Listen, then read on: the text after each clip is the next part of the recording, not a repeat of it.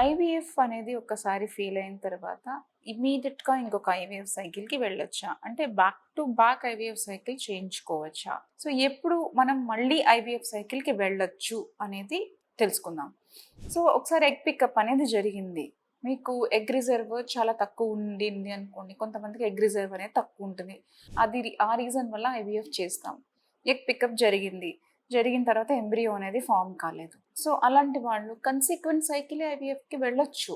కానీ వెళ్ళేటప్పుడు 3 థింగ్స్ అనేది మైండ్‌లో పెట్టుకోవాలి. వాళ్ళు ఫైనాన్షియల్‌గా మళ్ళీ రెడీగా ఉండాలి. ఎమోషనల్‌గా రెడీగా ఉండాలి. అండ్ మూడోది హెల్త్ పరంగా రెడీగా ఉండాలి.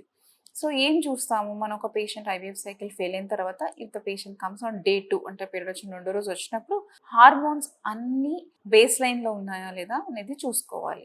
అండ్ స్కాన్ చేసిన తర్వాత అన్నీ ఎక్కువ సిస్ట్‌లు అవి లేకుండా ఓవరీస్ అన్నీ నార్మల్ సైజ్‌లో ఉన్నాయా అది కూడా చూసుకోవాలి. అండ్ మల్టిపుల్ సిస్ట్స్ కానీ ఏదైనా ఫ్లూయిడ్ కానీ ఎనీ డిస్కంఫర్ట్ ఉన్నా మనం ఎగ్ సైకిల్‌కి వెళ్ళాం. ఇంపార్టెంట్ థింగ్ ఏంటి అంటే ఎగ్ నంబర్ చూసుకోవాలి. అడెక్వేట్ నెంబర్ ఆఫ్ ఫాలికల్స్ ఉన్నాయా నెక్స్ట్ సైకిల్‌కి వెళ్ళడానికి అనేది చూసుకొని ఐవీఎఫ్ అనేది స్టార్ట్ చేసుకోవచ్చు. అన్ని బేస్ లైన్‌లో ఉంటే కన్సిక్యూటివ్ సైకిలే మనం ఐవీఎఫ్ సైకిల్‌కి వెళ్ళొచ్చు. అలా వెళ్ళినా ఏం పెద్ద ప్రాబ్లమ్ అయితే ఉండదు. అండ్ ఛాన్స్ ఆఫ్ అవుట్‌కమ్ బావుంటుంది. Embryos formation and pregnancy rate కూడా నార్మల్‌గానే ఉంటుంది.